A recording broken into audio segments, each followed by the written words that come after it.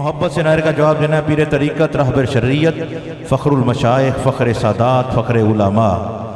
یہ روایتی میں گلاں نہیں کر رہا، تسی ویکھ بھی لینا الحمدللہ، تے جڑی گل کرنگے تہاڈے سینے 'چ نہ اترے دل 'چ تے گل کرنا۔ فخر المشائخ فخر سادات فخر علماء حضرت علامہ پیر سید توصیف احمد رضوی جلالی صاحب ہمارے دلوں کو منور کریں گے۔ محبت سے نعرے کا جواب دیجیے گا، نعرہ تکبیر، نعرہ رسالت، نعرہ رسالت، نعرہ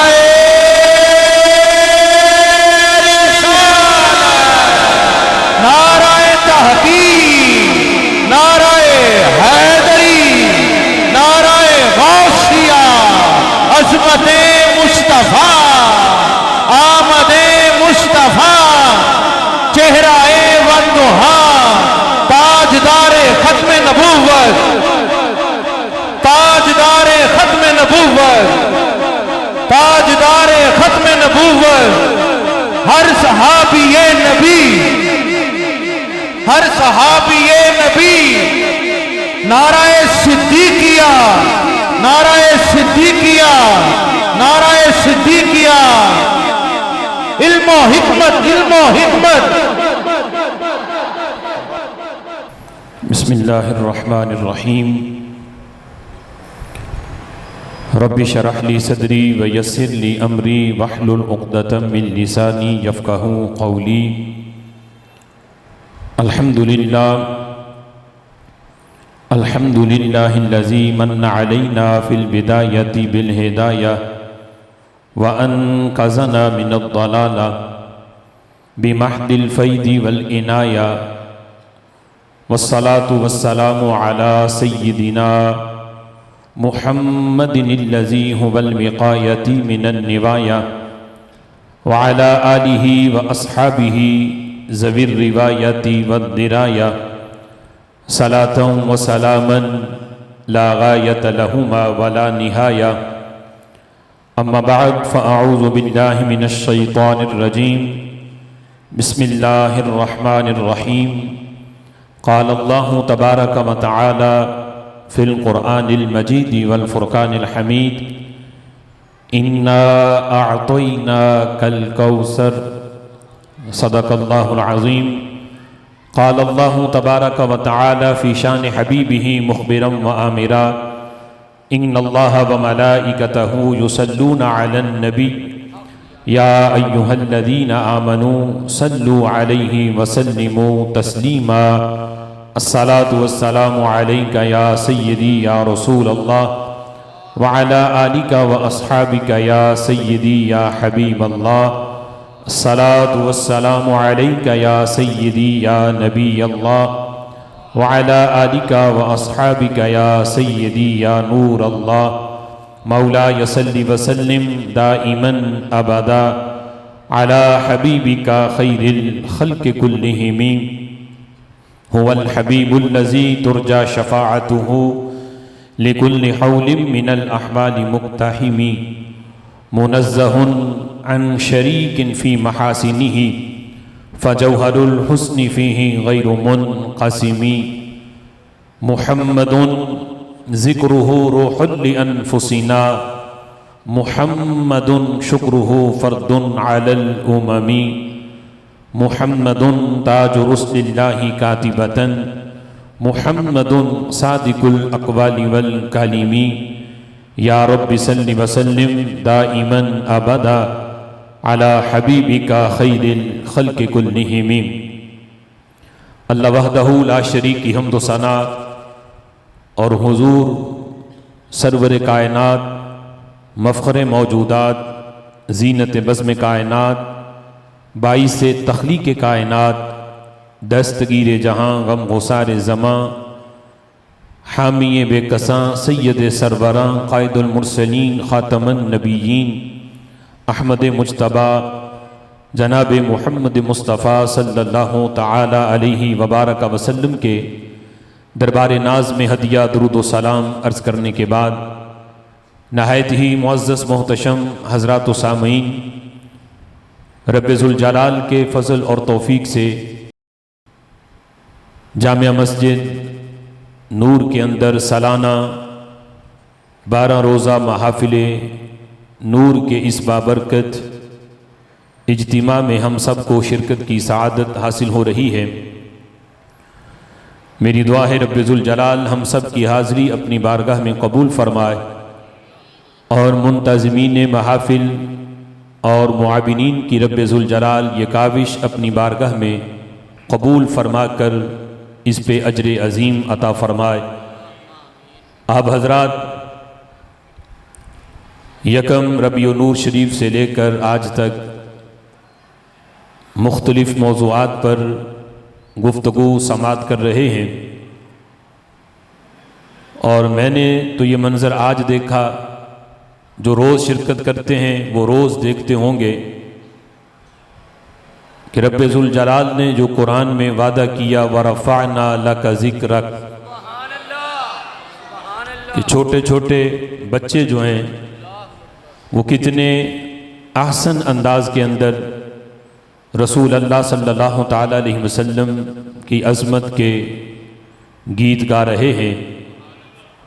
اور میں خراج تحسین پیش کروں گا مدرسہ فیضان رضا کے جتنے بھی اساتذہ ہیں کہ جن کی یہ محنت اور کاوش آپ کو یہاں ان بچوں کی صورت کے اندر نظر آ رہی ہے۔ اللہ تعالیٰ ان کی اس محنت کو قبول فرما کے اس پہ اجر عظیم عطا فرمائے۔ آج کا ہمارا موضوع کمالات مصطفیٰ صلی اللہ تعالی علیہ وسلم ہے۔ خالق کائنات جل جلالہ نے ہمارے آقا صلی اللہ تعالی علیہ وسلم کو جو اوصاف و کمالات عطا کیے ہیں، ہم جیسوں سے اس کا بیان اور اس کا شمار یہ ممکن کہاں ہے۔ میرے امام نے کہا تھا تیرے تو وصف اے بے تناہی سے ہیں بری، حیران ہوں میرے شاہ میں کیا کیا کہوں تجھے۔ خالق کائنات جل جلالہ نے دیگر انبیاء کو جو اوصاف و کمالات عطا کیے ہیں، اور جو ہمارے آقا صلی اللہ تعالی علیہ وسلم کو کمالات اور معجزات عطا کیے، ان کی تعداد دیگر انبیاء کے کمالات کے مقابلے میں اتنی ہے کہ جیسے ایک سمندر کے آگے ایک قطرے کی حیثیت ہے۔ دیگر انبیاء کے تمام اوصاف و کمالات کو اکٹھا کر کے ایک طرف رکھا جائے تو رسول اللہ صلی اللہ تعالی علیہ وسلم کے اوصاف و کمالات کے آگے وہ یوں ہے جیسے سمندر کے آگے ایک قطرہ ہے۔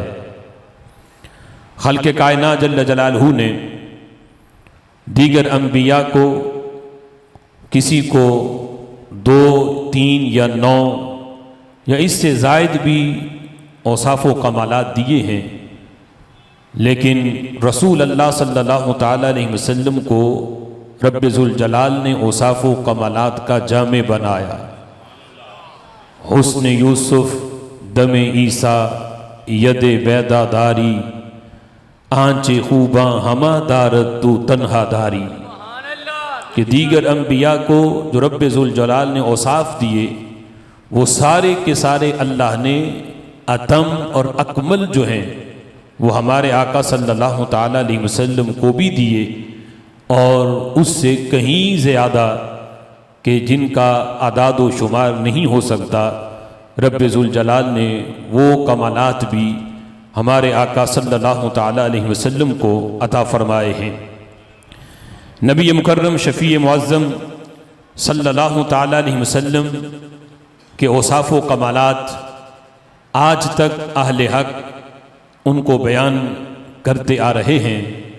اہل سیر نے اس پہ بڑی کتابیں لکھیں اور رسول اللہ صلی اللہ تعالی علیہ وسلم کے اوصاف و کمالات کو جمع کیا، یہاں تک کہ نبی پاک صلی اللہ تعالی علیہ وسلم کے ناموں کو جمع کیا گیا تو ہر دور کے اندر لوگوں نے اپنی تحقیق کے مطابق رسول اللہ صلی اللہ تعالی علیہ وسلم کے نام جو ہیں ان کا ذکر کیا تو ان کی تعداد ابھی تک جو جمع کیے گئے ہیں قرآن و سنت کی روشنی میں وہ 1825 تک وہ تعداد پہنچی ہے۔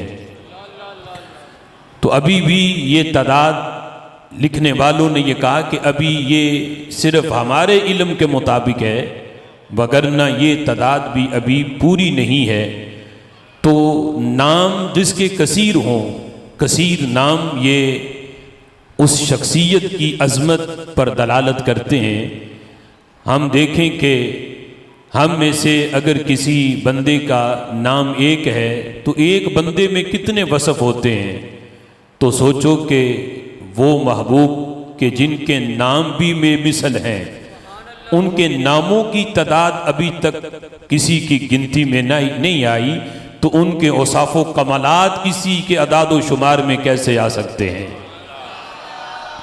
شیخ عبدالحق محدث دہلوی رحمۃ اللہ علیہ آپ فرماتے ہیں کہ رسول اللہ صلی اللہ تعالیٰ علیہ وسلم کے اوصاف و کمالات اور آپ کی تعریف و توصیف جو بندہ کرتا ہے اس کی آخری حد عجز ہے، یعنی وہ اوصاف و کمالات بیان کرتے کرتے وہ تھک جائے گا، عاجز آ جائے گا کہ محبوب میں لکھتے لکھتے تھک گیا، لیکن تمہارے اوصاف کو جمع کرنا یہ کسی کے بس کی بات نہیں ہے۔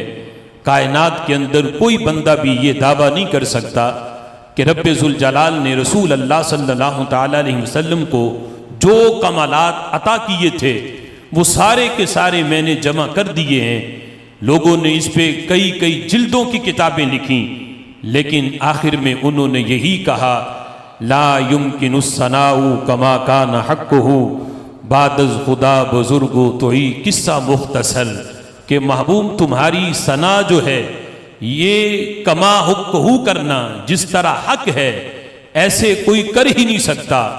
بس میں بات اسی پہ ختم کرتا ہوں کہ رب ذوالجلال کے بعد سب سے بزرگ ترین ہستی اور سب سے شانوں والی ہستی جو ہے وہ خلق کائنات جل جلالہ نے وہ شانوں والی ہستی رب ذوالجلال نے اپنے محبوب کو بنایا ہے۔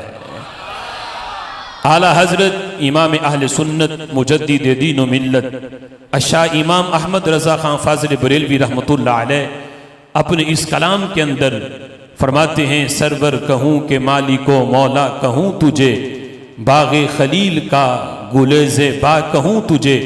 اسی میں اس کلام کے اندر آگے چل کے فرماتے ہیں کہہ لے گی سب کچھ ان کے ثنا خاں کی خاموشی، چپ ہو رہا ہے یہ کہہ کے کہ کیا کیا کہوں تجھے۔ کہ رسول اللہ صلی اللہ تعالیٰ علیہ وسلم کا جو ثنا خاں ہے وہ اگر ساری زندگی بھی محبوب کے اوصاف و کمالات کو بیان کرتا رہے، پھر بھی جس وقت چپ ہوگا تو اس کی خاموشی بتائے گی کہ اوصاف ختم نہیں ہوئے، بلکہ یہ بندہ بیان کر کر کے تھک گیا ہے۔ اللہ نے ہمارے محبوب کو اس سے بھی اونچی شانیں عطا فرمائی ہیں۔ چپ ہو رہا ہے یہ کہہ کے کہ کیا کیا کہوں تجھے، یعنی وہ اپنی عاجزی ظاہر کر رہا ہے کہ محبوب میں تمہارے اوصاف و کمالات کو بیان نہیں کر سکتا جو خلق کائنات جل جلالہ نے تمہیں عطا کیے ہیں۔ کائنات میں اتنے الفاظ نہیں ہیں جتنے اللہ نے تمہیں کمالات عطا فرمائے ہیں۔ الفاظ کی تعداد کم ہے، وہ الفاظ ہی نہیں کہ جن کو بیان کر کے زبان سے نکال کے تمہارے کمالات کو اکٹھا کیا جائے۔ کائنات میں الفاظ تو کم پڑ سکتے ہیں، محبوب تمہارے کمالات و اوصاف کی گنتی ختم نہیں ہو سکتی۔ حضرت شیخ سعدی رحمۃ اللہ علیہ وہ رسول اللہ صلی اللہ تعالیٰ علیہ وسلم کے اوصاف و کمالات کو لکھتے رہے یہاں تک کہ کتابوں کا ڈھیر لگ گیا۔ جب ڈھیر لگ گیا تو پھر کہنے لگے کہ ابھی تو رسول اللہ صلی اللہ تعالیٰ علیہ وسلم کا جو ایک وصف ہے اس کا ابھی حق ادا نہیں ہوا۔ صرف ایک وصف کے اندر اللہ نے کتنا کمال رکھا ہے، ابھی تو وہ پورا نہیں ہوا۔ پھر خود ہی فرمانے لگے چے وصف کنن سعدی نا تمام علیک الصلاۃ اے نبی والسلام. کہنے لگے کہ سعدی، شیخ سعدی جو ہے یہ تمہارے اوصاف و کمالات کو محبوب بیان کیسے کر سکتا ہے جب رب خود تمہارا ثناخواں ہے، جب رب خود تم پہ درود پڑھتا ہے، تو پھر سعدی میں کیا مجال کہ تمہارے اوصاف و کمالات کو جمع کر پائے. نعرہ تکبیر، نعرہ رسالت، نعرہ تحقیق، نعرہ حیدری. عظمت و شان مصطفیٰ، عظمت و کمالات مصطفیٰ. حضرت ابو حسن خرقانی رحمۃ اللہ علیہ بہت بڑے اللہ کے ولی ہیں. آپ فرماتے ہیں معرفت الہی کے سمندر میں غوطہ زن ہونے والے وہ کہ جنہوں نے امت کو وہ گہرائیوں میں غوطہ لگا کے بڑی باریکیاں بھی امت تک پہنچائیں اور بڑے بڑے مسائل حل کیے. وہ کہتے ہیں کہ 3 چیزیں ایسی ہیں جن کی حقیقت اور ماہیت جو ہے وہ میں بھی سمجھ نہ سکا. ابو حسن خرقانی آج کا کوئی خطیب یا آج کا کوئی بندہ نہیں. حضرت ابو حسن خرقانی کہتے ہیں 3 چیزیں ایسی ہیں کہ جن کی حقیقت اور ماہیت کو میں بھی نہ جان سکا. فرمایا ان 3 چیزوں میں سے ایک چیز حقیقت مصطفیٰ صلی اللہ علیہ وسلم ہے کہ رسول اللہ صلی اللہ تعالی علیہ وسلم کی حقیقت کیا ہے، آپ کی عظمت اور شانیں کیا ہیں، آپ کی حقیقت کو میں نہیں سمجھ سکا. اور پھر کیسے سکتے ہیں؟ میرے محبوب نے تو، ابو حسن خرقانی نے تو وہ دور نہیں پایا، جنہوں نے پایا تھا میرے محبوب نے ان سے فرما دیا تھا یا ابا بکر لم یعرفنی حقیقتاً غیر ربی.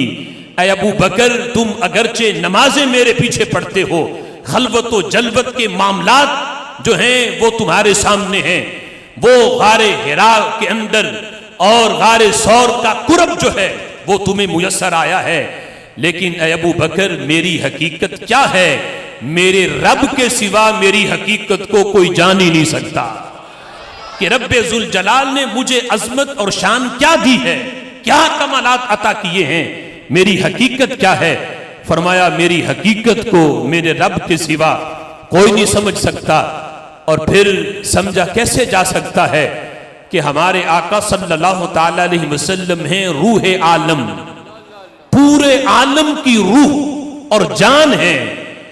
اور ایک روح کے بارے میں اللہ فرماتا ہے وَمَا أُوتِيتُم مِّنَ الْعِلْمِ إِلَّا قَلِيلًا کہ تمہیں روح کا علم بڑا تھوڑا دیا گیا.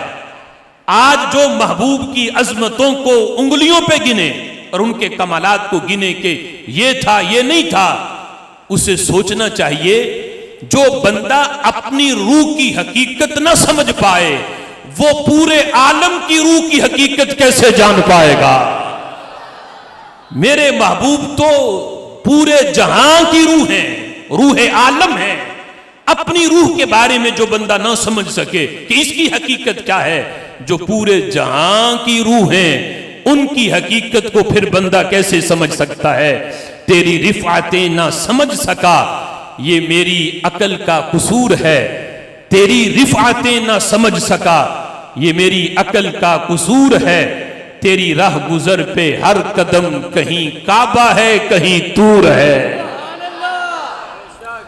کائنات کی ساری عقلیں، حضرت وہب بن منبہ کہتے ہیں پوری کائنات کی عقلیں اکٹھی کر کے اگر ایک طرف رکھی جائیں تو سب کی عقلیں رسول اللہ صلی اللہ تعالی علیہ وسلم کی مبارک عقل کے مقابلے میں یوں ہے جیسے پورے صحرا کے مقابلے میں ریت کا ایک ذرہ ہو. اب پوری جہاں کی عقلیں بنی کیسے ہیں؟ تو میرے آقا علیہ الصلوۃ والسلام فرماتے ہیں سارے جہاں کی عقلیں، اس میں نبیوں کی بھی ہیں، اس میں اولیاء کی بھی ہیں، اصفیاء کی بھی ہیں، اس میں علماء کی بھی ہیں، اس میں سارے جہاں کی عقلیں. میرے آقا فرماتے ہیں رب ذوالجلال نے جس وقت میرے نور کو پیدا کیا، میرے نور سے مختلف چیزیں بن رہی تھیں تو میرے نور کے ایک جز سے اللہ نے عقل کو پیدا کیا. اب یہ وہ عقل ہے جو آگے پوری کائنات میں بٹی، اسی میں سے انبیاء کو ملی، اسی میں اولیاء کو ملی. پورے جہاں کی عقلیں میرے محبوب کے نور کا صرف ایک جز ہے. کل کے اندر جز تو سما سکتا ہے، لیکن جز میں بندہ کل کو داخل کرے تو یہ حماقت ہے. میرے محبوب کے اوصاف و کمالات کل کی حیثیت رکھتے ہیں، تمہاری چھوٹی سی عقل یہ جز کی حیثیت رکھتی ہے. سونار کے ترازو میں ماشے رتی کا حساب تو ہوتا ہے، منو ٹنوں کا حساب نہیں ہوتا. میرے محبوب کے اوصاف و کمالات اتنے ہیں کہ تمہاری چھوٹی سی عقل کے اندر یہ سما ہی نہیں سکتے. نعرہ تکبیر، نعرہ رسالت، نعرہ تحقیق، نعرہ حیدری، نعرہ غوثیہ، کمالات مصطفیٰ، کمالات مصطفیٰ. اعلی حضرت امام اہل سنت اب فرماتے ہیں دیگر انبیاء کو رب ذوالجلال نے ایک ایک دو دو معجزات دیے، کمالات عطا کیے. جس وقت ان کی امتوں نے ان کے یہ کمال دیکھے تو کئی گمراہ ہوئے. کئیوں نے نبیوں کو خدا کہہ دیا اور کئیوں نے نبی کو خدا کا بیٹا کہہ دیا. اب حضرت عیسیٰ علیہ السلام کے یہ معجزات کے مردوں کو زندہ کرنا اور پھر اپنے ہاتھ سے پرندہ بنا کے اس میں پھونک مارتے، اس میں جان پڑ جاتی. تو یہ معجزات جس وقت ان کی امت نے دیکھے، انہوں نے کہا کہ یہ نبی، یہ خدا ہیں. کسی نے کہا کہ یہ خدا کے بیٹے ہیں. لیکن رسول اللہ صلی اللہ تعالی علیہ وسلم کے معجزات اور آپ کے کمالات تو اس سے کہیں بڑھ کر ہیں. یہ میرے امام کہتے ہیں کہ ابد کے اندر اور ممکن کے اندر ایسی قدرت نہیں ہوتی کہ ڈوبے ہوئے سورج کو واپس لے آئے اور پھر چاند کے ٹکڑے کر دے، پھر درختوں کو اشارہ کرے تو جڑیں اکھیڑ کے آ جائیں. یہ تو رب کائنات کے نظام کو چلا رہا ہے کہ سورج نکلتا مشرق سے ہے، مغرب میں غروب ہوتا ہے. لیکن محبوب تمہاری ایک انگلی کے اشارے نے ہزاروں میل دور سورج کو، ڈوبے ہوئے سورج کو مغرب سے واپس پلٹایا. تو محبوب جس وقت ہم تمہاری یہ قدرتیں دیکھتے ہیں، تمہارے یہ کمالات دیکھتے ہیں، تو میرے امام کہتے ہیں ممکن میں یہ قدرت کہاں. ممکن کہتے ہیں کہ یعنی جو بندہ، یعنی عام مخلوق جو ہے، اللہ کی ذات واجب ہے، ہم سارے ممکن ہیں. ممکن میں یہ قدرت کہاں اور واجب میں ابدیت کہاں. محبوب اگر ہم تمہیں ممکن مانیں، اپنے جیسا مانیں، تو پھر اس میں تو ایسی قدرت نہیں ہوتی کہ ڈوبے سورج کو واپس لے آئے، چاند کے دو ٹکڑے کر دے، پتھر اس کے ہاتھ میں آئے تو ان میں جان پڑ جائے، جانور اس سے باتیں کریں. یہ ساری قدرتیں ممکن میں نہیں ہوتی. محبوب اگر ہم تمہارے وجود کو دیکھتے ہیں تو ممکن میں یہ قدرت کہاں اور واجب میں ابدیت کہاں. ہم تمہیں واجب مانیں تو یہ بھی غلطی ہے کہ واجب کے اندر ابدیت نہیں ہوتی. یعنی آپ ابد بھی ہو، بشر بھی ہو، لباس بشر کے اندر ہو. واجب جو ہے یعنی جو رب ذوالجلال کی ذات ہے وہ ابد نہیں ہے اور ممکن میں یہ قدرت نہیں ہے. میرے امام کہتے ہیں حیران ہوں، یہ بھی ہے خطا، یہ بھی نہیں، وہ بھی نہیں. اگر تمہیں واجب مانوں تو یہ بھی غلطی ہے کہ رب ذوالجلال کا کوئی شریک نہیں ہے، اور اگر تمہیں اپنے جیسا ممکن مانوں تو یہ بھی غلطی ہے. فرمایا بس یہی کہنا پڑے گا کہ رب ذوالجلال نے اپنی قدرتوں کا شاہکار تمہیں بنا کے بھیجا ہے. تم خدا نہیں ہو لیکن خدا سے جدا بھی نہیں ہو. رب ذوالجلال نے کائنات کے نظام کو بنانے والی ذات رب کی ہے، لیکن اللہ نے یہ نظام بنا کے محبوب تیرے ہاتھ میں دے دیا ہے. تو چاہے تو سورج کو واپس پلٹا لے، تو چاہے تو چاند کے دو ٹکڑے کر دے، تو چاہے تو اشارہ کرے تو درخت تیرے اشاروں پہ جڑیں اکھیڑ کے تیری بارگاہ میں آ جائیں. محبوب آپ خدا نہیں ہو لیکن ہم جیسے ابد بھی نہیں ہو. اللہ نے آپ کو ابد بھی بے مثل بنایا ہے, اللہ نے نور بھی تمہیں بے مثل بنایا ہے.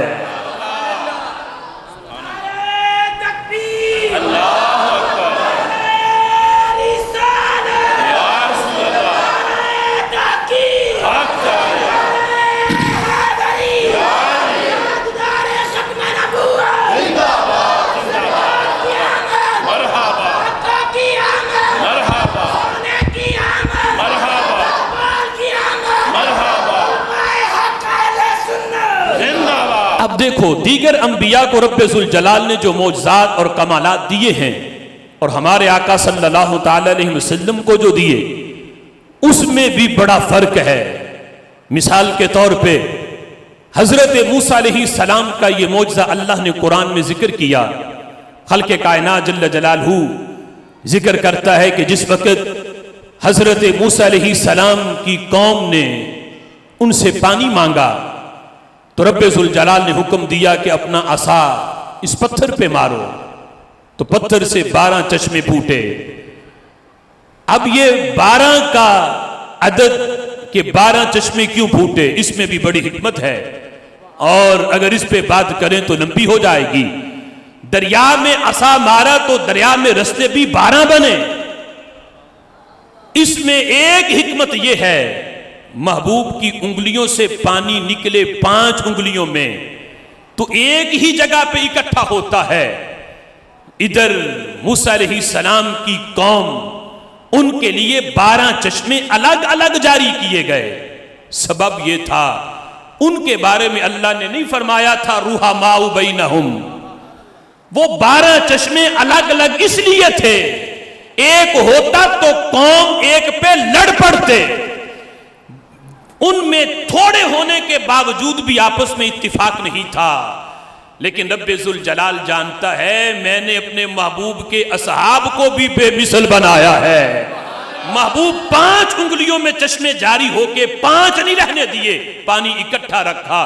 پتا تھا یہ اصحاب کثیر ہونے کے باوجود بھی یہ لڑیں گے نہیں, یہ محبوب ایک جگہ پہ پانی اکٹھا کر دے تو سارے صحابہ وہیں سے پانی کو قبول کر لیں گے. اب 12 چشمے پتھر سے نکلے. حضرت شیخ عبدالحق محدث دہلوی آپ فرماتے ہیں حضرت موسیٰ علیہ السلام کا یہ معجزہ اور یہ کمال بڑا ہے کہ پتھر کے اوپر عصا مارا جائے اور فوراً پتھر سے پانی کے چشمے پھوٹیں, بہت بڑا کمال ہے. لیکن فرماتے ہیں پتھر پھر بھی زمین کی جنس سے ہے, پانی کے چشمے پتھروں سے ہی نکلا کرتے ہیں. یعنی یہ ایسا نہیں کہ بندے کو بہت حیرت میں ڈال دے.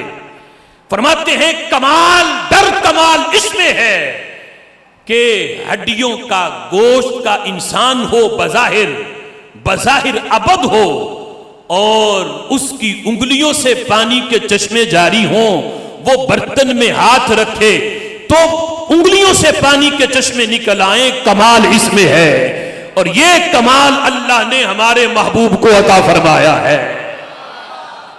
حضرت موسیٰ علیہ السلام کا یہ معجزہ بھی بڑا عظیم ہے, لیکن محبوب کے پیکرے نور سے پانی کا نکلنا اس میں کمال بڑا ہے. اور پھر دیکھیں یہاں عقیدے کی بات بھی کرتا جاؤں. حضرت موسیٰ علیہ السلام نے پتھر پہ عصا مارا تو پانی پتھر سے نکلا. بنی اسرائیل والوں کے لیے امتحان نہیں ہوا کہ پانی زمین سے نکلا, پتھروں سے نکلا کرتا ہے, نکلا انہوں نے استعمال کر لیا. لیکن جس وقت محبوب کے پیکرے نور سے نکلا تو صحابہ کا امتحان شروع ہوا. اللہ نے بنی اسرائیل کا امتحان نہیں لیا, پتا ہے یہ اس قابل نہیں کہ اتنا بڑا معجزہ دیکھیں گے کہ پتھر جو ہے وہ دریا رستہ بنائے گا, رستہ عبور کر کے دریا عبور کر کے جب اس پار جائیں گے تو ایک قوم بچڑے کو پوج رہی ہوگی.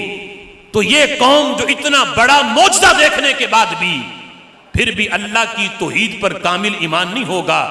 وہ کہیں گے اے موسیٰ ہمیں بھی کوئی ایسا خدا بنا دے جیسا یہ قوم نے بنایا ہوا ہے، جو ہمیں نظر آئے، ہمارا خدا تو ہمیں نظر ہی نہیں آتا، اور یہ قوم جو ہے وہ ایسے خدا کی عبادت کر رہی ہے جو سامنے موجود ہے۔ تو پتا تھا ان کا ایمان کیسا ہے، اور ادھر رب ذوالجلال اپنے محبوب کے اصحاب کا ایمان بھی جانتا ہے۔ پتھر سے پانی نکلا تو امتحان نہیں تھا، پتھروں سے نکلا کرتا ہے، لیکن انسانی وجود سے نکلنا یہ امتحان تھا، کہ انسانی وجود سے جو چیز نکلتی ہے وہ یا خون ہوتا ہے یا پیپ ہوتی ہے، دونوں نجس ہوتی ہیں۔ اگر صحابہ محبوب کو اپنے جیسا سمجھتے ہوتے تو محبوب کی انگلیوں سے نکلنے والے پانی کی طرف صحابہ توجہ ہی نہ کرتے کہ محبوب آپ کے ہاتھوں سے نکل رہا ہے۔ یہاں تو ہمیں وہ پانی چاہیے جو پاک بھی ہو، پاک کرنے والا بھی ہو۔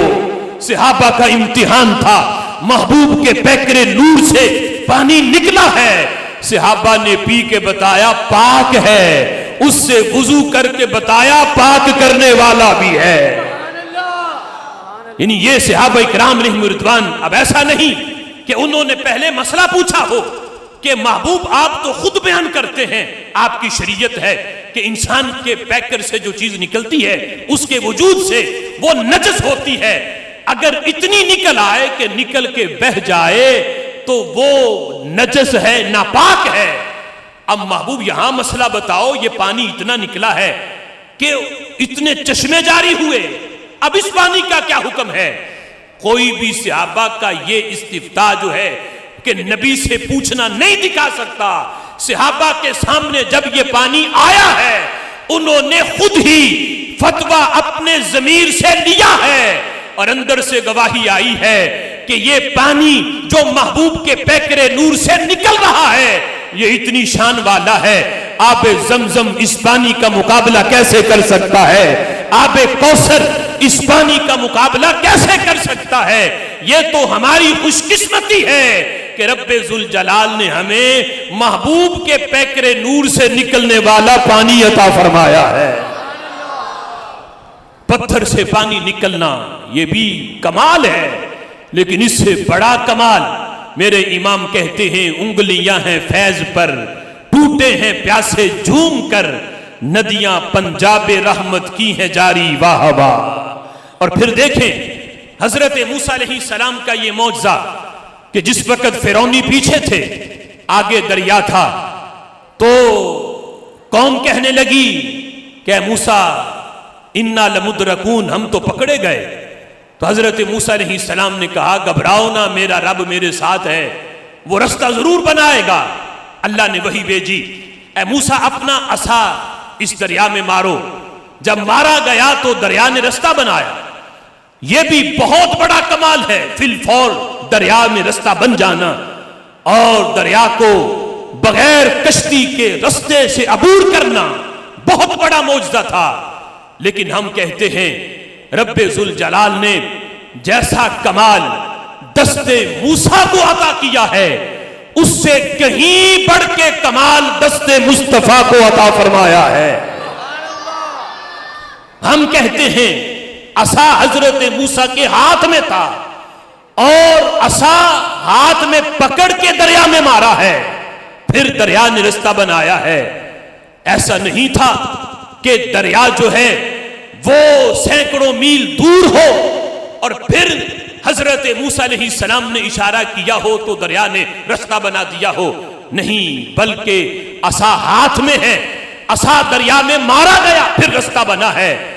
لیکن قربان جائیں محبوب آپ کے دست مبارک میں اللہ نے یہ اعجاز رکھا، وہ سورج جو ہزاروں میل دور ہے آپ کا دست مبارک سے پکڑ کے کھینچنا تو بڑی دور کی بات ہے، محبوب کا پورے ہاتھ کا اشارہ تو بڑی دور کی بات ہے۔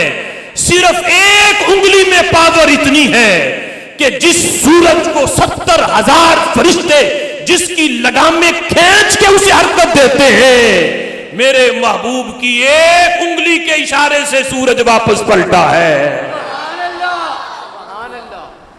اور یہاں پہ علماء نے یہاں تک لکھا کہ وہ 70,000 فرشتوں کو پتہ نہیں تھا، وہ تو مزید مغرب کی طرف لے جا رہے تھے اسے.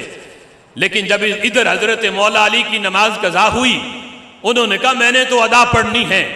میرے محبوب نے انگلی کا اشارہ سورج کو کیا کہ واپس آ.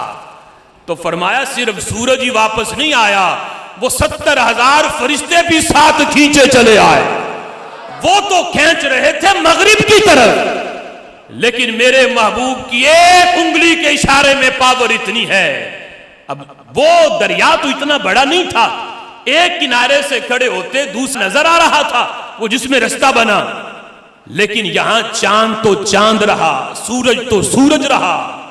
ایک ستارہ اتنا بڑا ہے، اگر وہ زمین پہ آئے تو پوری زمین کو ڈانپ لے.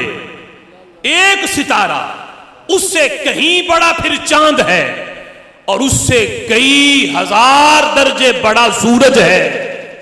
تو سوچو کہ پوری زمین کی بات نہیں، وہ سورج جو زمین سے کئی ہزار درجے بڑا ہو، اسے انگلی کے اشارے سے واپس پلٹانا. پھر ایک فرشتہ جو کئی سینکڑوں بندوں کی پاور ایک فرشتہ رکھتا ہے، وہ 70,000 فرشتوں میں پاور کتنی ہوگی؟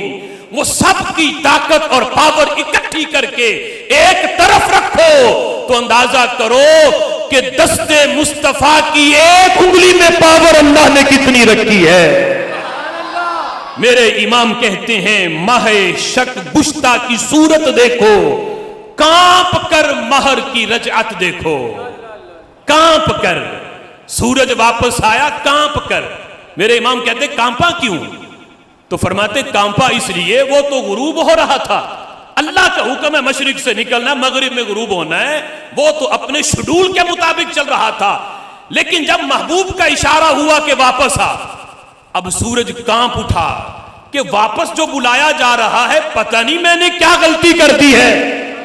فرمایا کانپ کر مہر کی رجعت دیکھو، مصطفیٰ پیارے کی قدرت دیکھو، ایسے اعجاز ہوا کرتے ہیں. فرمایا مہر شک گشتہ کی صورت دیکھو، سورج محبوب کی ایک انگلی کے اشارے سے دو ٹکڑے ہوا. وہ سورج جو زمین سے بڑا، وہ چاند جو زمین سے بڑا ہے، محبوب کی ایک انگلی کا اشارہ پورے ہاتھ. ایسا نہیں تھا کہ ہاتھ میں کوئی چیز پکڑی ہو اور چاند پہ پھیری ہو تو پھر چاند دو ٹکڑے ہوا ہو. نہیں، دور کھڑے ہو کے ہزاروں میل کا سفر درمیان میں موجود ہے، لیکن انگلی کا اشارہ ہوتا ہے چاند دو ٹکڑے ہو جاتا ہے. میرے امام کہتے ہیں کہ سورج الٹے پاؤں پلٹے، چاند اشارے سے ہو چار. حکم نہیں، یہاں صرف اشارہ ہے، چاند اشارے سے ہو چار. اندھے نجدی دیکھ لے قدرت رسول اللہ کی.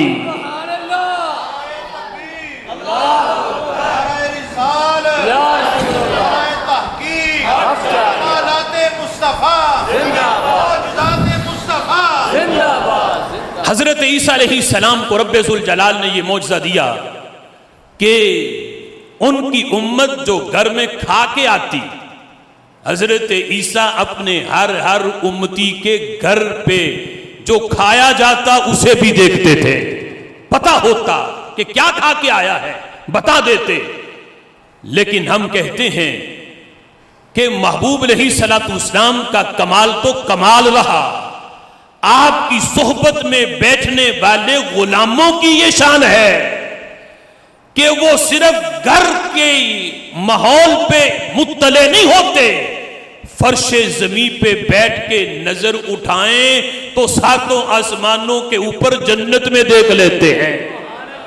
نگاہ مصطفیٰ کی بات نہیں کر رہا، محبوب کی صحبت میں بیٹھنے والے جو غلام ہیں ان کی یہ شان ہے. اور پیچھے جو حضرت موسیٰ علیہ السلام کے وہ عصا والی بات گزری تو وہ ذہن میں اب آئی کہ ادھر حضرت موسیٰ عصا مارے تو دریا رستہ بنائے، ادھر حضرت عمر صرف خط لکھیں تو دریا حضرت عمر کا خط بھی مانے.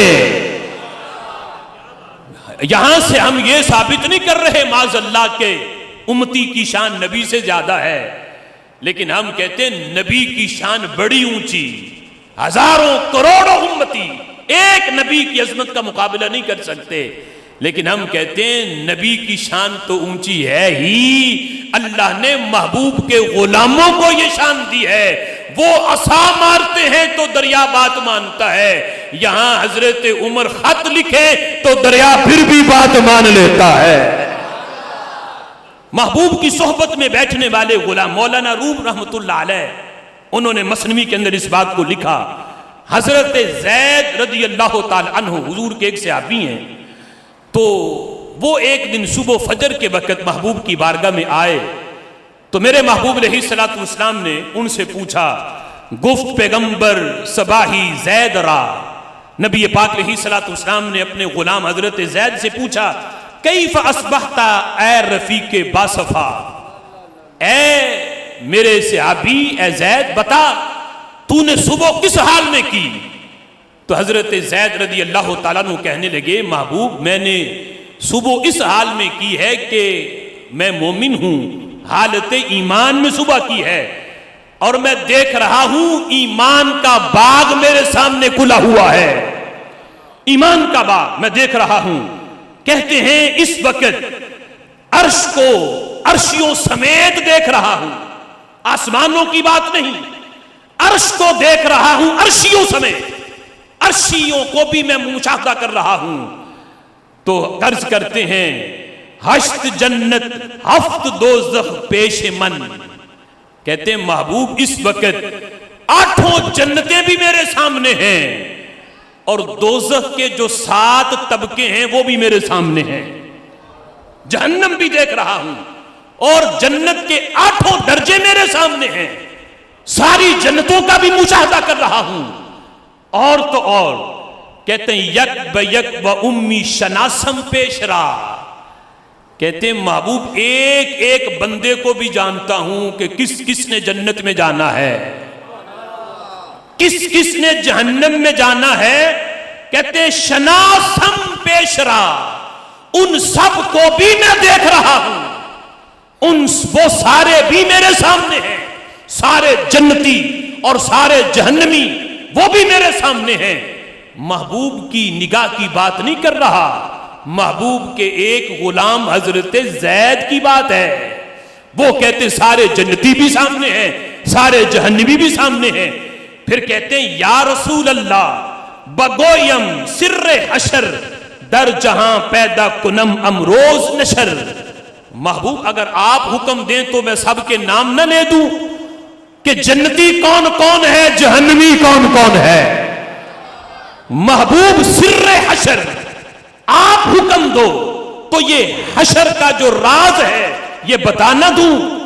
تو میرے محبوب علیہ السلام نے اپنی زبان مبارک اپنے دانتوں کے نیچے کر کے اشارہ کیا کہ زید اپنی زبان کو بند رکھو، میرے رب کا راز ہے، اسے راز ہی رہنے دو، یہ غیب ہے، اور جنت اور جہنم پہ ایمان بالغیب ہے، لیکن اگر کسی تیری نظر کھل گئی، پردے ہٹ گئے میری صحبت میں بیٹھنے کی وجہ سے یا میرا حسین چہرہ دیکھنے کی وجہ سے، تو اب اس راز کو فاش نہ کرو، اس راز کو راز ہی رہنے دو۔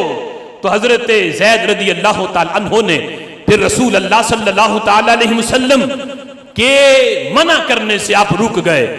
تو سوچو جس نبی کی صحبت میں بیٹھنے والے ایک غلام کی نگاہ کا یہ عالم ہو تو میرے محبوب کی نگاہ کا عالم پھر کیا ہوگا؟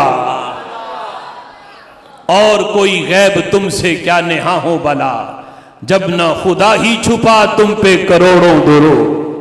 آج لوگ کہہ دیتے ہیں کہ نبی کو معاذ اللہ دیوار کے پیچھے کا پتہ نہیں، نبی کو کل کی خبر نہیں۔ آج ہم یہاں محبت میں درود و سلام پڑھیں تو لوگ کہتے ہیں کہ یہاں یا سے انہیں مخاطب نہ کرو، یہاں الصلاۃ والسلام علیکہ یا رسول اللہ یہاں نہ پڑھو، ہاں مدینہ شریف میں روضہ مبارک کے سامنے جا کے پڑھو تو پھر سنتے ہیں، یہاں پڑھو گے تو پھر نہیں سنیں گے۔ ہم کہتے ہیں وہ کیسا جاہل انسان ہے، کیسا احمق ہے کہ آج کی جدید ٹیکنالوجی کو تو مانے، جدید ترقی کو تو مانے، لیکن نبوت کی پاور کا انکار کرے. آج کی جدید ٹیکنالوجی یہ موبائل جو ہے اس کی طاقت اور پاور کو تو تسلیم کرے. جسے انسان نے بنایا ہے اس کی طاقت مانتا ہے، تو جسے خود رب کائنات نے تخلیق فرمایا ہے، جسے کمالات خود رب نے دیے، وہ طاقت رسالت، وہ پاور نبوت کو نہیں مانتا، تو اسے سوچنا چاہیے کہ اس کا ایمان پھر کہاں ہے. آج یہاں بیٹھ کے کوئی بندہ یہ موبائل جو چھوٹا سا آلہ ہے اس کے ذریعے کسی کو کال ملائے، اور وہ کال ایسے بندے کو ملائے جو دنیا کے آخری کونے میں بیٹھا ہے. یہاں کال ملے گی، وہ فون اٹھائے گا، ادھر سے بندہ کہے السلام علیکم، وہاں فوراً جواب آئے گا وعلیکم السلام. ایسا نہیں، ہزاروں میل کا سفر ہے، بندہ سلام کہہ کے انتظار کرے کب آواز وہاں تک پہنچے گی پھر جواب آئے گا تو پھر میں جواب دوں گا. نہیں، ادھر سلام کہا جاتا ہے، اگلے ہی لمحے جواب آتا ہے.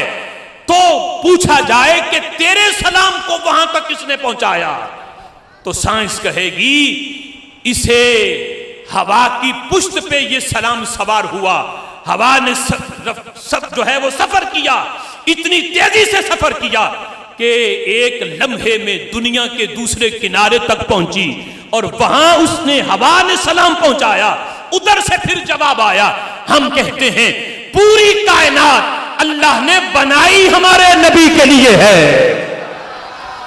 لولا محمد لما خلقت الدنیا، اللہ فرماتا ہے اگر میں نے اپنے محبوب کو نہ بنانا ہوتا میں کائنات ہی نہ بناتا، یہ دنیا نہ بناتا.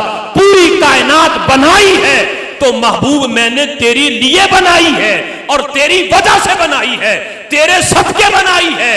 اس دنیا میں فضا بھی ہے، اس دنیا میں زمین بھی ہے، اس دنیا میں آسمان بھی ہے، اور تو اور اس دنیا میں ہوا بھی ہے. ہم کہتے ہیں اے انسان، وہ ہوا جو تیرے لیے بنی نہیں وہ تیرے سلام کو اٹھائے پھرے، اور جس کے لیے بنی ہے اس کے سلام کو اس تک کیوں نہیں پہنچا سکتی.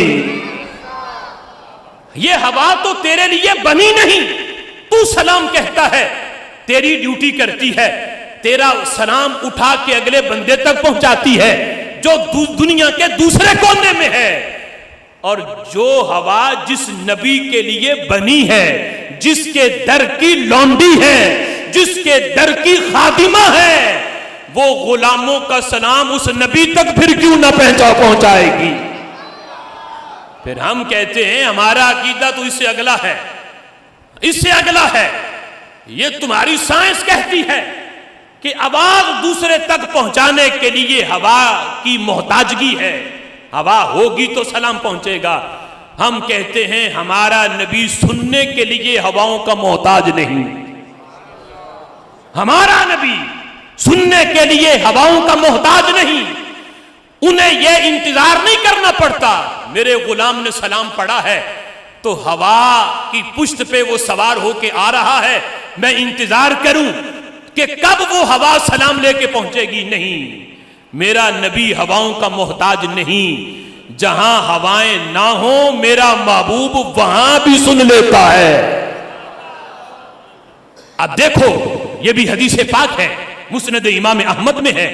میرے محبوب صحابہ کے اجتماع میں بیٹھے تھے کہ صحابہ کے اجتماع میں بیٹھے بیٹھے میرے محبوب فرمانے لگے آسمان پہ ایک ہلکی سی آواز پیدا ہوئی ہے.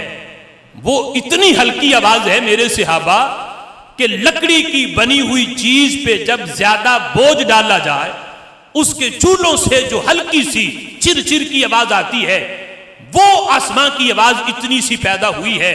میرے صحابہ تم نے تو نہیں سنی، ہزاروں میل کے فاصلے سے وہ آواز میرے کانوں نے سن لی ہے. اب یہ سائنس بالکل نہیں مانے گی، اس لیے کہ زمین سے جب بندہ آسمان کی طرف سفر کرے درمیان میں خلا ہے جہاں ہوا بالکل نہیں، اوپر سے چیز نیچے پھینکی بھی جائے تو وہ نیچے نہیں آئے گی، زور لگانا پڑے گا. اوپر کی آواز وہ خلا کو کراس نہیں کر سکتی.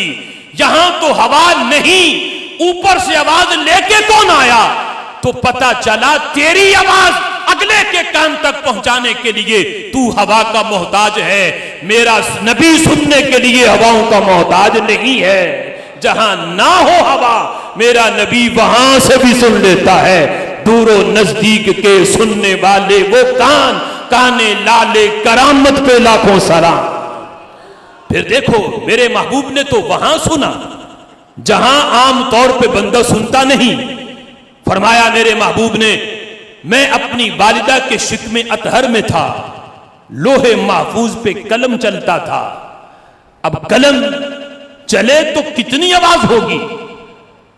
ایسا نہیں کہ جتنی بادل گرجنے والی آواز ہے وہ نہیں، قلم چلے ہلکی سی آواز کہ آج ہم لکھیں تو ہو سکتا ہے کان قریب بھی کر لیں قلم کے تو پھر بھی آواز نہ آئے، لیکن میرے آقا فرماتے ہیں لوہے محفوظ پہ قلم چلتا تھا، میں اس قلم کے چلنے کی آواز اپنی والدہ کے شکم اطہر میں سن لیتا تھا۔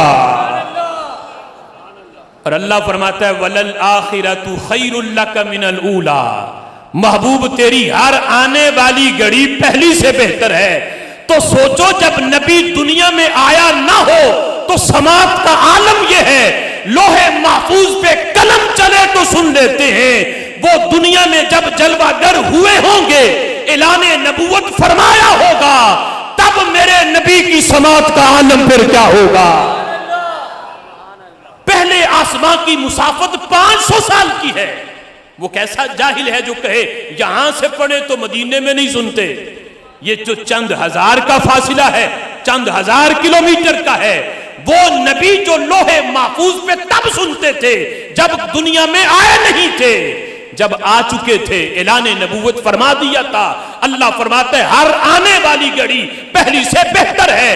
جس طرح محبوب کے دیگر اوصاف و کمالات میں ہر لمحہ ترقی ہو رہی ہے، میرے محبوب کی سماعت میں بھی ترقی ہو رہی ہے۔ جب اس وقت اتنی دور سے سنتے تھے تو اندازہ کرو آج ان کی سماعت کا عالم پھر کیا ہوگا۔ اس لیے ہم کہتے ہیں کہ رب ذوالجلال نے ہمارے آقا صلی اللہ تعالی علیہ وسلم کو ایسے کمالات دیے۔ ایک تو ہے آواز کا ہونا، ہم کہتے ہیں آواز نہ بھی ہو وہ پھر بھی سن لیتے ہیں، نہ بھی ہو پھر بھی سن لیتے ہیں۔ حدیث پاک میں آتا ہے کہ کل میدان محشر میں ایک بندے کے نامہ اعمال تولے جائیں گے۔ جب نامہ اعمال تولیں گے تو فیصلہ یہ ہوگا کہ نیکیاں کم ہیں گناہ زیادہ ہیں، فرشتوں لے چلو جہنم کی طرف۔ نبی پاک علیہ السلام دیکھ لیں گے، حضور واپس بلائیں گے اور پوچھا جائے گا کہ کیا ہوا؟ کہیں گے محبوب حکم تھا نامہ اعمال تولے گئے، نیکیاں کم ہیں گناہ زیادہ ہیں، اب حکم ہے کہ جہنم میں پھینکیں گے۔ فرمایا نہیں، واپس لاؤ، اس کے نامہ اعمال کا وزن دوبارہ کرو۔ اب دوبارہ وزن کا آرڈر ہوگا۔ کیا پہلے فرشتوں نے معاذ اللہ غلطی کی ہوگی؟ کیا تولنے میں معاذ اللہ کوئی خرابی کی ہوگی؟ نہیں، فرشتوں سے تو ایسی غلطی ممکن ہی نہیں، پھر ترازو بھی غلطی نہیں کر سکتا۔ میرے محبوب پر فرشتے یہ نہیں کہیں گے کہ محبوب ہم نے کوئی غلطی نہیں کی، ہم سے غلطی نہیں ہوئی۔ نہیں، حکم کے پابند ہیں، اللہ نے پہلے آرڈر جاری کیا ہوا ہے، میرا محبوب جو کہے گا آج ماننی ہے، نہ نہیں کرنی۔ اس لیے کہ میدان محشر میں نے سجایا ہی اس کے لیے ہے، فقط اتنا ہی مقصد ہے انعقاد بزم محشر کا کہ ان کی شان محبوبی دکھائی جانے والی ہے۔ جنتیوں کو جنت میں بھیجنا ہوتا، جہنمیوں کو جہنم میں بھیجنا ہوتا، قبر سے اٹھا کے سیدھا جنت میں بھیج دیتا، سیدھا جہنم میں بھیج دیتا، کوئی میرے حکم پہ اور میرے فیصلے پہ کوئی انکار نہ کرتا۔ لیکن یہ 50,000 سال کا دن میں نے اپنے محبوب کی شانیں دکھانے کے لیے رکھا ہے۔ فرشتے واپس لائیں گے، دوبارہ وزن ہوگا، پھر معاملہ وہی، نیکیاں کم ہیں گناہ زیادہ ہیں۔ میرے محبوب اپنا نورانی ہاتھ اپنے نورانی جبے سے نکال کے محبوب ایک سفید چمکتا کاغذ اس نیکیوں والے پلڑے میں رکھیں گے۔ وہ ہلکا سا کاغذ وزن اتنا ہوگا کہ نیکیوں والا پلڑا بھاری ہو جائے گا۔ نتیجہ یہ ہوگا بندہ جنتی بن گیا۔ جو جہنمی سے جنتی بنا ہے محبوب کے قدموں میں گرے گا، عرض کرے گا سونیا یہ بتا تو صحیح یہ سفید کاغذ میں ہے کیا تھا جس نے مجھے جہنمی ہونے سے بچا لیا، جنتی بنا دیا، اس میں تھا کیا؟ میرے محبوب فرمائیں گے اے میرے غلام یہ تیرا ہی پڑا ہوا مجھ پہ درود ہے، یہ تیرا ہی پڑا ہوا درود ہے جو میں نے سنبھال کے رکھا ہے۔ لوگ کہتے سنتے نہیں۔ اب سوال یہ ہے کہ یہ نیکی درود پڑھنے والی، مفتی صاحب یہ نیکی درود پڑھنے والی تو نامہ اعمال میں پہلے بھی تھی، پہلے کیوں نہ رکھی گئی؟ پہلے کیوں نہ رکھی گئی؟ کیوں اس کا وزن نیکیوں کے ساتھ نہ ہوا؟ تو جواب یہ ہے اس لیے نہ ہوا کہ یہ نیکی فرشتوں کے لکھنے میں نہ آئی۔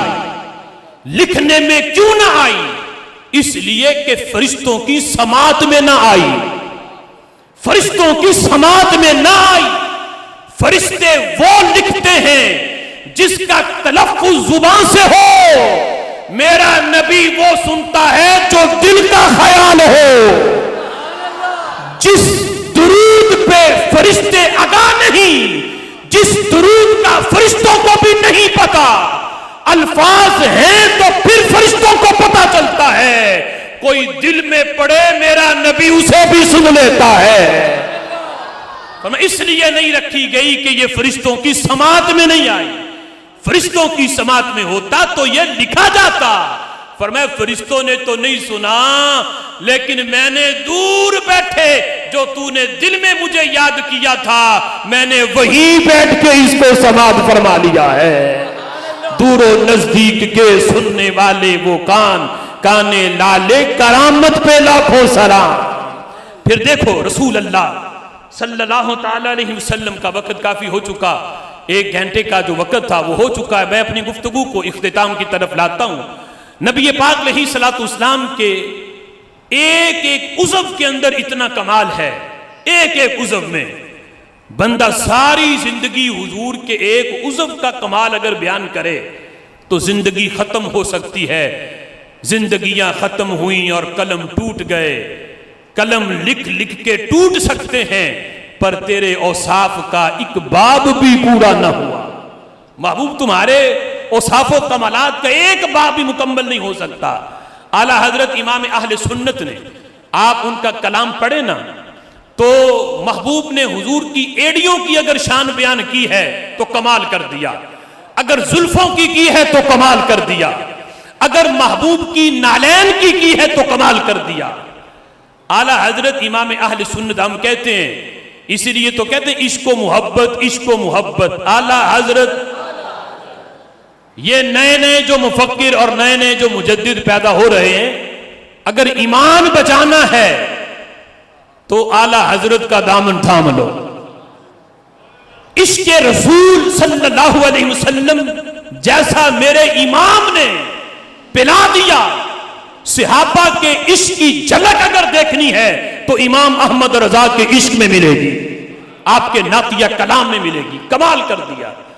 اعلیٰ حضرت امام اہل سنت نے نبی پاک علیہ الصلوۃ والسلام کی زلفوں کی تعریف کی تو کمال کیا۔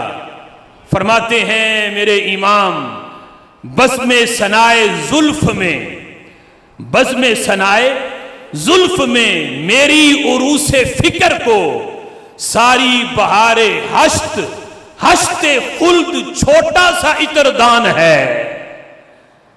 کاش کہ یہ منظر میں آپ کو سمجھا پاؤں۔ میرے امام کہتے ہیں محبوب بزم ثنائے زلف، تمہارے چہرے کا حسن نہیں، تمہارا مقام نبوت نہیں، مقام رسالت نہیں، تمہاری زلفوں کی تعریف و توصیف کرنے کے لیے بزم سجائی جائے۔ بزم سجے جس کا عنوان کیا ہو کہ آج اس بزم میں حضور کی زلفوں کی تعریف کرنی ہے، حضور کی زلفوں کی تعریف کرنی ہے، ان زلفوں میں کتنا حسن تھا۔ تو میرے امام کہتے ہیں ساری بہار ہشت خلد چھوٹا سا عطردان ہے۔ تو میرے امام کہتے ہیں مجھے موقع ملے کہ میں تمہاری زلفوں کی ثنا کروں، تمہاری زلفوں کی تعریف کروں، تو کہتے ہیں تعریف کرنے سے پہلے میں اپنی فکر کو اور اپنے دماغ کو اور اپنی زبان کو معطر کرنا چاہتا ہوں، چونکہ تعریف ان زلفوں کی کرنی ہے جن کے بارے میں رب کہتا ہے وَالضُّحَىٰ وَاللَّيْلِ إِذَا سَجَىٰ،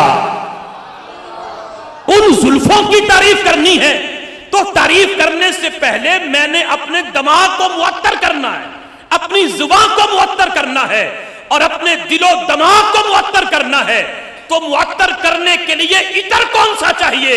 میرے امام کہتے ہیں ساری بہار حشت خلد چھوٹا سا عطر دان ہے، 8 جنتوں کا عطر اکٹھا کر کے اگر کو کہے لے احمد رضا یہ عطر لگا، اپنے دماغ کو معطر کر اور محبوب کی زلفوں کی تعریف کر، تو میرے امام کہتے ہیں محبوب تیری زلفوں کی شان اور عظمت اتنی اونچی ہے 8 جنتوں کا عطر بھی کم پڑ جائے گا تیری زلفوں کی عظمت بیان کرنے کے لیے۔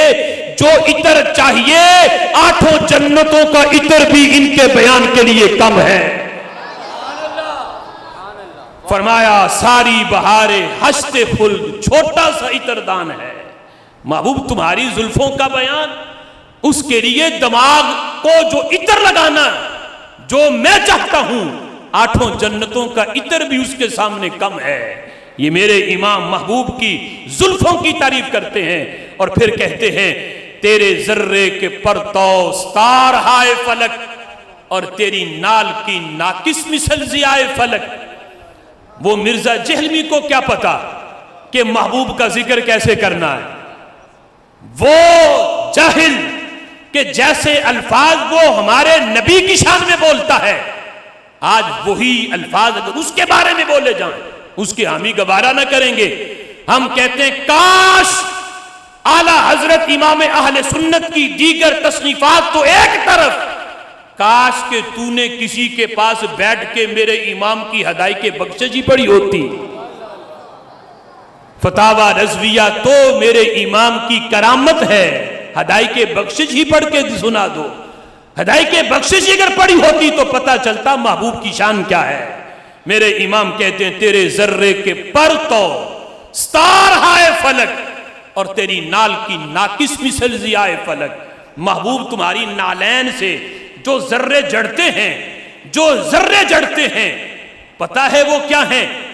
فرمایا تیرے ذرے کے پر تو، یہ نہیں کہ وہ ذرے جو جڑتے ہیں تو وہ آسمان کے ستارے بنتے ہیں، نہیں، یہ نہیں کہا کہ تیری نالین کے ذرے جڑے اور وہ آسمان کے ستارے بنے، نہیں۔ فرمایا محبوب کی نالین کے ذروں کا اگر عکس دیکھنا ہے تو آسمان کے ستاروں کو دیکھ لو، ذرے نہیں ان کا عکس جو ہے، اگر عکس دیکھنا ہے تو آسمان کے ستارے دیکھو۔ فرمایا جن کی نالین کے ذروں کے عکس کو ستارے کہا جاتا ہو، سوچو محبوب کی نالین کے ذروں میں کتنی چمک ہوگی۔ پھر کہتے ہیں امام محبوب کے چہرہ والضحیٰ کی مثال، فرمایا وہ تو مثال ہے ہی نہیں، تیرا قد تو نادر دہر ہے، کوئی مثل ہو تو مثال دے، محبوب تیری مثال تو ہے ہی نہیں۔ کہا چلو احمد رضا محبوب کی نالین ہی کی مثال دے دو۔ میرے امام کہتے ہیں نالین کی مثال بھی کوئی نہیں۔ فرمایا آؤ اکمل اور پوری مثال نالین کی بھی کوئی نہیں، آؤ میں ناقص مثال تمہیں دے دیتا ہوں۔ فرماتے ہیں تیرے نال کی ناقص مثل ضیائے فلک، محبوب تمہاری نالین کی ناقص مثال جو ہے اگر وہ کسی نے دیکھنی ہے تو یہ افلاک کی چمک، یہ چاند اور سورج کی روشنی، یہ محبوب کی نالین کی ناقص مثال ہے۔ فرمایا جن کی ناقص مثال، نالین کی ناقص مثل اتنی روشن ہو تو سوچو میرے محبوب کی نالین میں پھر کتنی چمک ہوگی۔ جن کی نالین اتنی چمکے سوچو میرے نبی کا پھر چہرہ کتنا چمکتا ہوگا۔ پھر فرماتے ہیں میرے امام تیرے ذرے کے پرتو ستار ہائے فلک तेरी नाल की नाकिस मिसल जियाए फलक, आशिक हुए सब महलका। महलका कहते हैं चांद जैसे हसीन, ये मैं आला हजरत का कलाम नहीं, चांद जैसे हसीन जो हैं वो सारे के सारे महबूब तेरे चेहरे के आशिक हैं। अगर बात समझ में ना आई तो फिर हजरत यूसुफ से पूछ लो, ऐसा तुझे खालिक ने तराहदार बनाया, यूसुफ को भी तेरा तालिबे दीदार बनाया। आशिक हुए सब महलका, सब अतकिया, सब असफिया, सब औलिया, सब अंबिया, क्या चेहराए पुरनूर है जो हुस्न से मामूर है, क्या गर्दने पुरनूर है, कद रश के कद्दे हूर है, क्या फहम क्या इदराक है, नूरी तेरी पोशाक है, तन पाक है मन पाक है लौलाक है। और अमीर खुसरू कहते हैं आफाकिहा गर्दीदअम, आफाकिहा गर्दीदअम, महरे बुता वर्जीदअम, बसियारे खूबा दीदअम, लेकिन तू चीजें दीगरी। महबूब मैंने सारे अफलाक भी छान मारे, सबसे मुहब्बत करके भी देखी, सबसे कायनात के अंदर सारे हंसी भी देखे, लेकिन तू चीजें दीगरी। महबूब अफलाक में तेरे जैसा हसी, तेरे जैसा बाकमाल पूरी कायनात के अंदर अल्लाह ने बनाया ही कोई नहीं।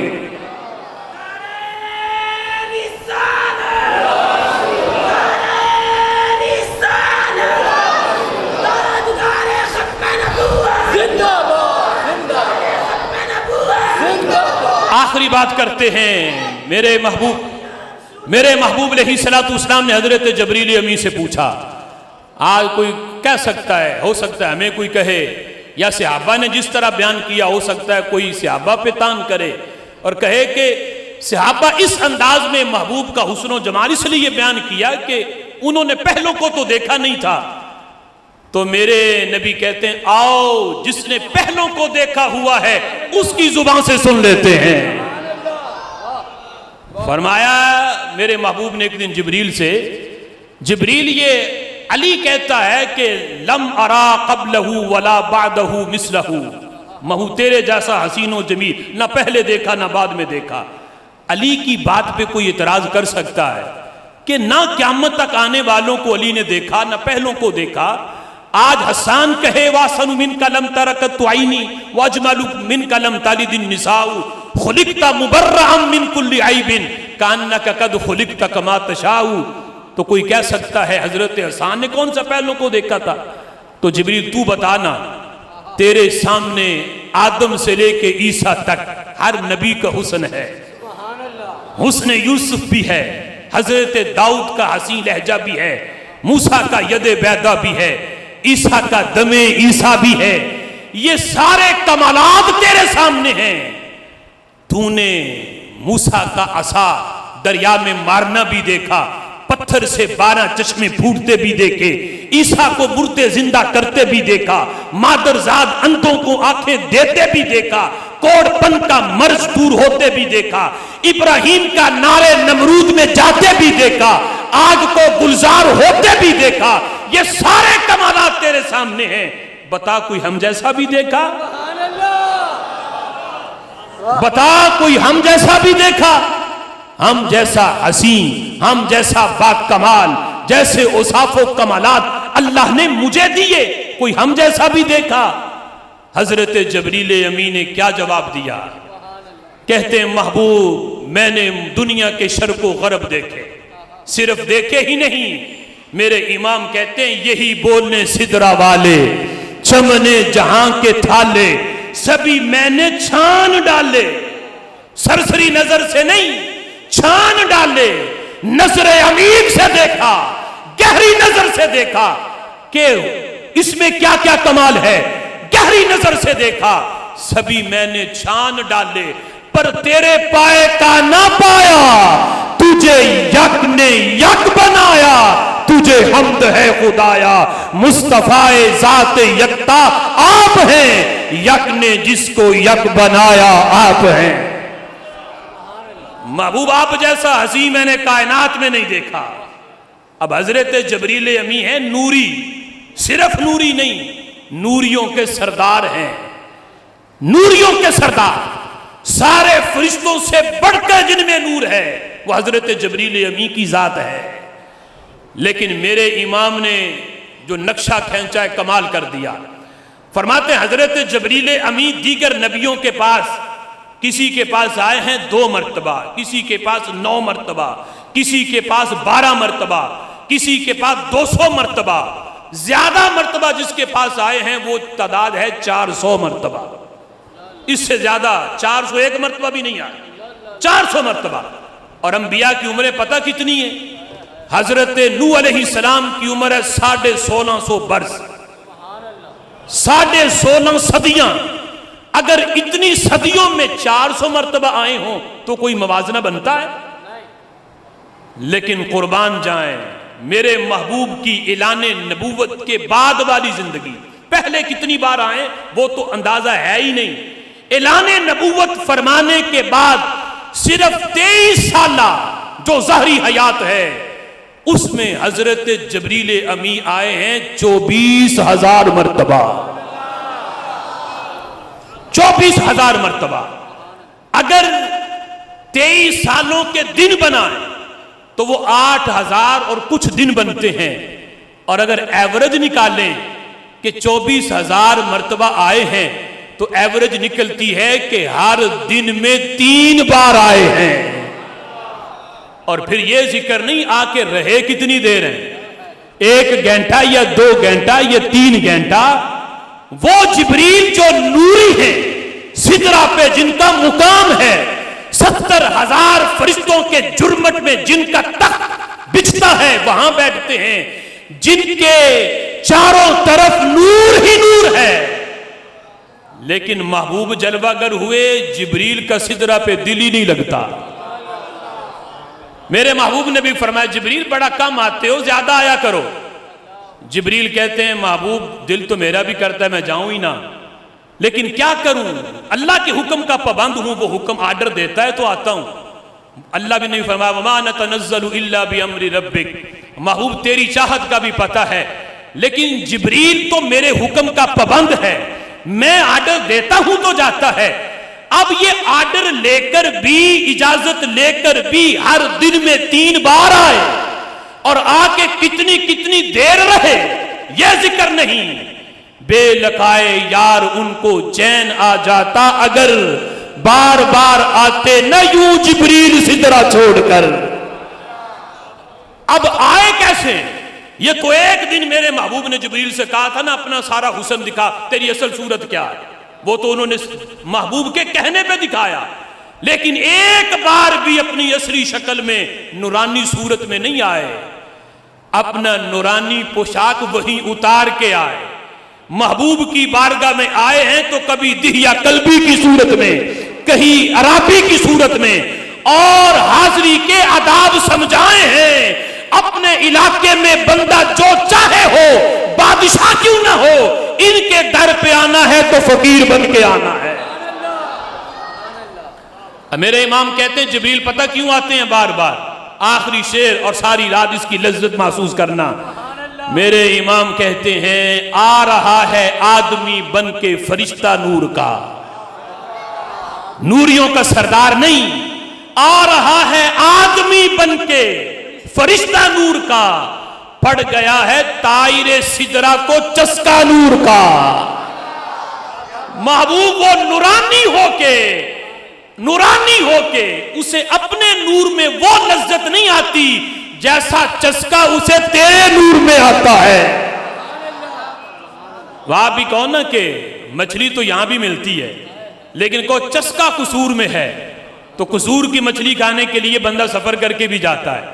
اگرچہ سدرہ پہ نور ہی نور ہے، لیکن جبریل کو محبوب تیرے نور کا چسکا لگ گیا ہے، وہ نوری ہو کے تیرے نور کا چسکا لینے آتا ہے۔ آ رہا ہے آدمی بن کے فرشتہ نور کا، پڑ گیا ہے طائر سدرہ کو چسکا نور کا۔ زندگیاں ختم ہوئیں اور قلم ٹوٹ گئے، پر تیرے اوصاف کا ایک باب بھی پورا نہ ہوا۔ وآخر دعوایا ان الحمدللہ رب العالمین۔ ماشاءاللہ ماشاءاللہ۔